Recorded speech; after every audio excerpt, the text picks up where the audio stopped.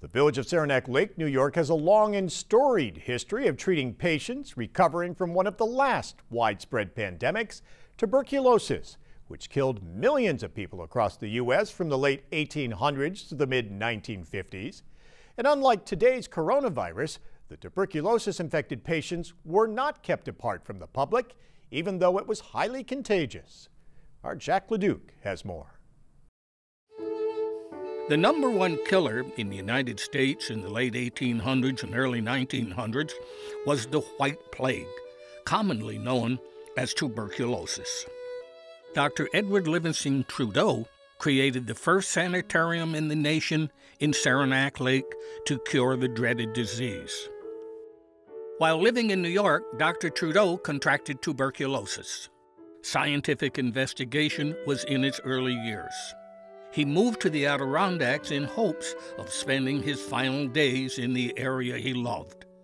While in the mountains, he began researching a cure for his illness. He built a tiny cottage called Little Red. It housed only 2 patients. Little Red quickly outgrew its use, soon becoming a 50-building sanitarium. When Trudeau first started his sanatorium here, they didn't even know what caused it. It was a complete mystery. They didn't know if it was inherited disease or something that you picked up from the air in some sort of mysterious way. So there was a lot of fear and stigma around the disease, and it was killing 1 in 7 people at that time.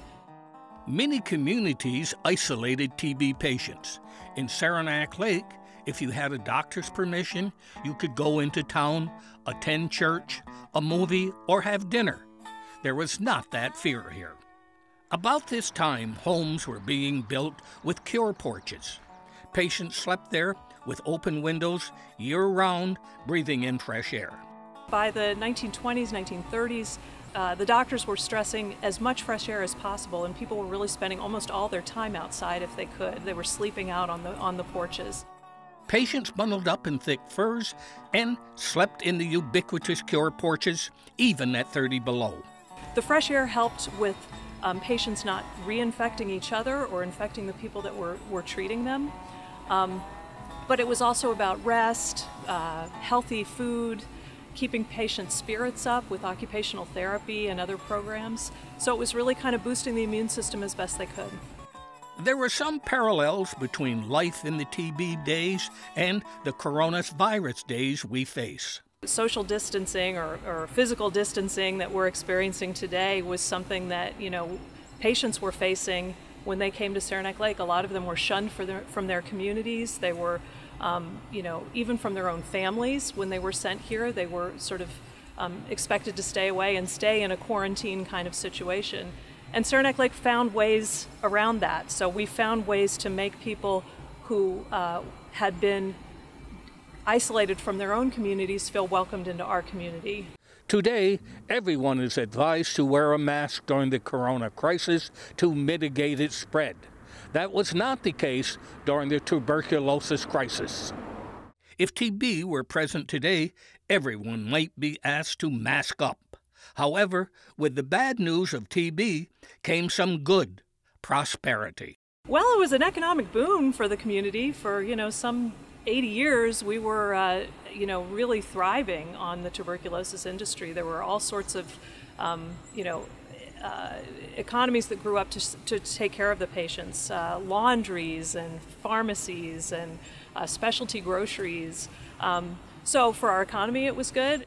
Despite worldwide research for a cure, it took 8 decades to arrive. Well, it was the antibiotic treatment that was discovered, and it was a cocktail of different drugs that actually is effective against TB. So it was, although antibiotics were discovered in the early 30s, it took a long time to develop the proper treatment that was really effective against tuberculosis. That was in the early 50s when that happened. People could now take a few pills a day, terminating sanitarium stays. It also halted Saranac Lake's economy. Without patients, the sprawling TB sanitarium closed its doors, laying off employees. The town went from boom to bust. As an outgrowth, Trudeau Institution was created, bringing back some research scientists.